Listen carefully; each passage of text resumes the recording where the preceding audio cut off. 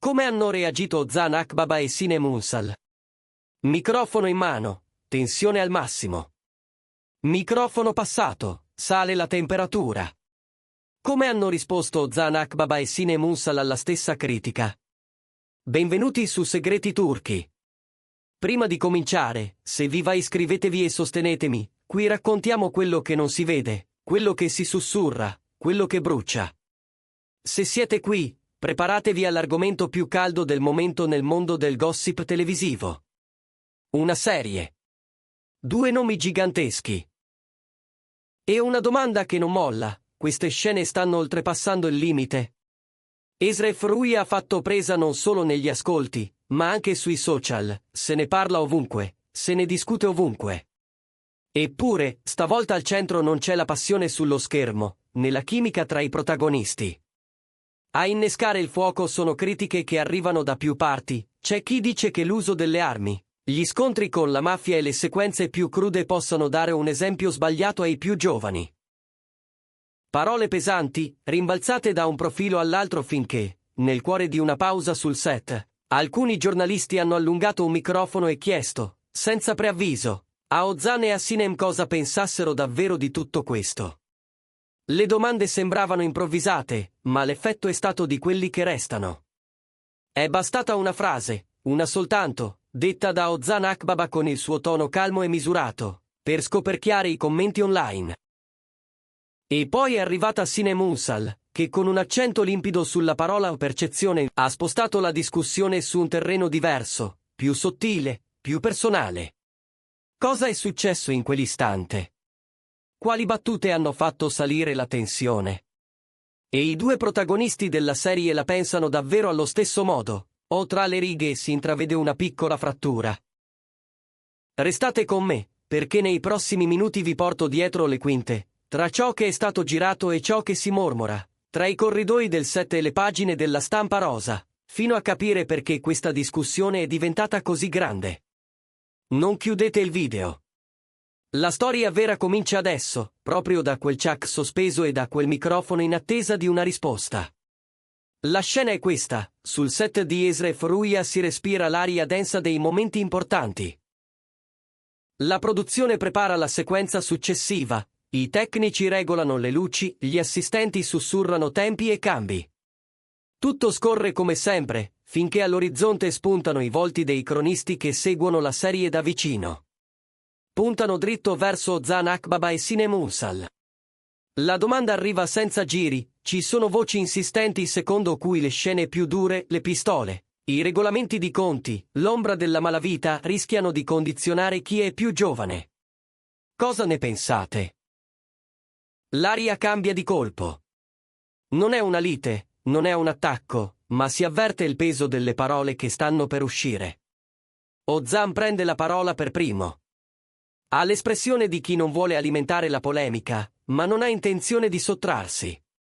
È breve, è netto, è padrone del momento. Dice, in sostanza, che la scelta di cosa guardare è nelle mani di chi guarda, provi l'inizio, capisci se ti appartiene, e se non ti appartiene giri pagina. Non spiega oltre, non provoca, non rincara. Chiude lì. Bastano quelle poche parole per dividere in 2 il pubblico digitale. Da una parte c'è chi lo trova lucidissimo, un invito a esercitare la libertà di spettatore, dall'altra chi lo giudica troppo tagliente, quasi indifferente. E mentre i commenti si moltiplicano, dal set arrivano i bisbigli, Ozan, raccontano, non ama per nulla che Esref Ruia venga etichettata solo per i momenti duri. Dice che nel copione c'è molto di più, un lavoro psicologico sui personaggi che si fatica a trovare altrove, dialoghi che scavano, archi narrativi che parlano di conseguenze, non di esaltazione. Qualcuno vicino alla produzione sostiene persino che le scene interne, quelle meno instagrammabili, siano proprio quelle a cui Ozan tiene di più. Poi tocca a Sinem. Non smorza, non accende, sposta. La sua risposta è chiara e riflessiva. L'effetto che una scena produce non dipende soltanto dalla scena, ma dallo sguardo di chi la guarda, dalla sua sensibilità, dalla sua storia. La parola che usa, lo sentite anche voi, è percezione. E con quella parola mette sul tavolo una responsabilità condivisa, non univoca. Perché c'è chi vede un monito, c'è chi vede un racconto crudo, c'è chi vede un modello. E ognuno reagisce secondo ciò che porta dentro. Dietro le quinte, intanto, emergono dettagli sul perché Cinema abbia scelto di partecipare a un progetto dai toni così scuri. Chi la conosce racconta che era perfettamente consapevole delle ombre previste dal copione. Non tutte le storie devono essere zucchero, avrebbe confidato. Alcune, anzi, devono sporcarsi le mani, mostrare ciò che non piace per costringerci a guardarlo. Le parole dei due attori finiscono online e scoppia il doppio fronte. In molti li sostengono. La libertà di scegliere cosa vedere, dicono, non può essere sostituita da una sforbiciata preventiva ai contenuti. L'arte non può essere messa in gabbia. Altri, al contrario, si irrigidiscono, davvero è tutto così semplice. I più giovani assorbono, imitano, e in prima serata certi segni restano. I genitori, alcune associazioni e una parte del pubblico più attento all'orario chiedono cautela, parlano di soglie di accesso, di avvertenze chiare, di responsabilità condivise tra chi produce e chi interpreta. E allora perché Esra Fruia appare così aspra? Fonti vicine alla Writers' Room spiegano che non si è mai voluto raccontare un mondo edulcorato, ma mettere a nudo un sistema di scelte sbagliate e dei loro prezzi. Si discute di una domanda che ritorna ossessiva. Mostrare la violenza significa celebrarla? Da chi scrive e dirige arriva una risposta secca, no. L'intento, dicono, è esporre, non incensare, far capire cosa accade quando si imbocca quella strada, non invitarci a percorrerla. Intanto, nel regno del pettegolezzo, si insinua un'altra voce, tutto questo clamore avrebbe fatto bene agli ascolti. C'è chi sussurra a mezza bocca la parola crisi controllata, come se qualcuno avesse calcolato ogni scossa per alimentare la curiosità.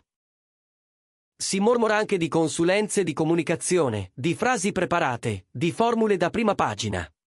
Ma da chi frequenta davvero il set arriva una smentita asciutta, nessuna sceneggiatura oltre quella della serie, nessun promemoria da PR, Ozan e Cinema avrebbero risposto di getto, presi all'improvviso, dicendo ciò che pensavano, con il loro tono. Il tema, però, va oltre Esra Fruia. Non è nuovo che in Turchia, come altrove, si interroghi il ruolo delle serie che orbitano attorno al crimine, ai clan, ai personaggi che vivono nell'ombra. Se ne parla da anni, cambiano i titoli, tornano gli stessi interrogativi. È un linguaggio per raccontare o una scorciatoia per normalizzare? In questo contesto la parola o percezione di cinem diventa un perno. Ciascuno filtra ciò che vede attraverso la propria educazione, il proprio ambiente, il proprio stato d'animo. Ozan, dal canto suo, mette un punto fermo sulla libertà. Chi guarda ha la facoltà di fermarsi, di cambiare, di selezionare. E com'è, allora, l'aria sul set dopo questa scossa? Chi c'è racconta di un clima sorprendentemente solido.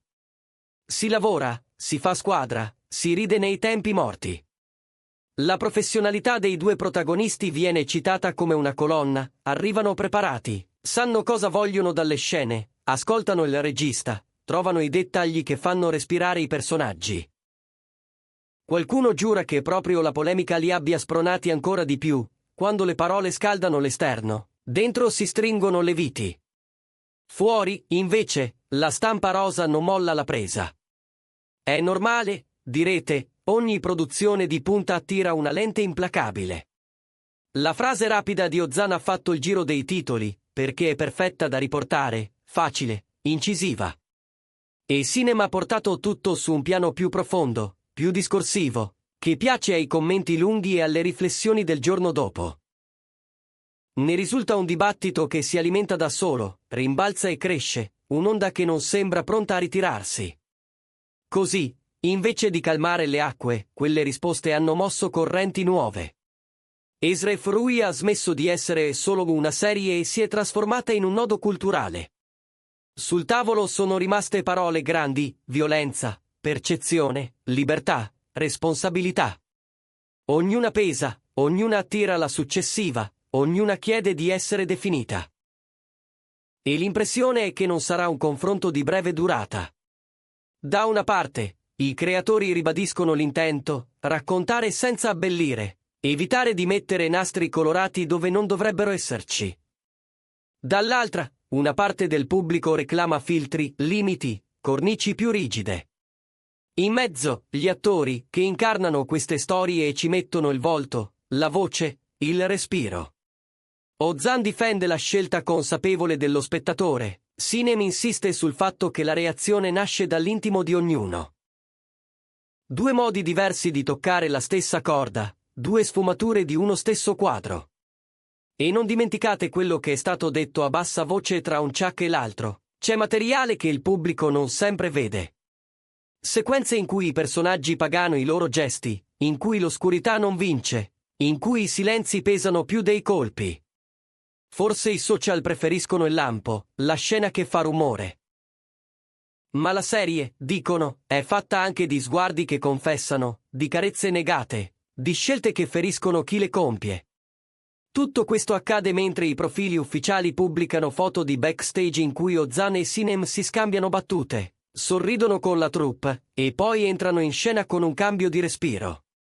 Il contrasto affascina, l'allegria di un set che funziona e la gravità di una storia che non cerca scorciatoie. È forse lì, nel cambio di registro, che si capisce di più il lavoro di chi recita e di chi dirige.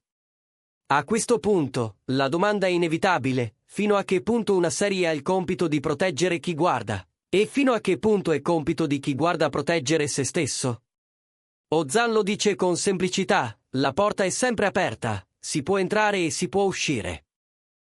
Sinem ci ricorda che non entriamo tutti nello stesso modo, che la stessa scena può ferire o far riflettere, può ammaliare o respingere, a seconda di chi la accoglie. Non è un litigio tra loro, non è uno scontro. È la prova che su un tema così grande si può stare fianco a fianco e vedere due angoli diversi. La conversazione pubblica continuerà. Tornerà quando andrà in onda un episodio più intenso, si riaccenderà se una sequenza farà discutere, sfumerà per poi riaffiorare. Intanto, il set procede, le notti di riprese allungano le ombre, la città che ospita le location diventa un personaggio a sua volta. E noi, da qui, seguiamo i passi, ascoltiamo i sussurri, proviamo a unire i puntini. Voi, che state guardando, cosa ne pensate davvero? È un linguaggio per raccontare o una normalizzazione pericolosa? La responsabilità ricade su chi scrive, su chi interpreta o su chi guarda. La discussione si allarga solo se ognuno ci mette la propria voce. Scrivetemi nei commenti, dite la vostra, fatevi sentire. E se questo viaggio dietro le quinte vi è piaciuto, non dimenticate di mettere like, iscrivervi e attivare le notifiche di Segreti Turchi. Tornerò presto con altri retroscena, confessioni sussurrate e dettagli che non passano in scena.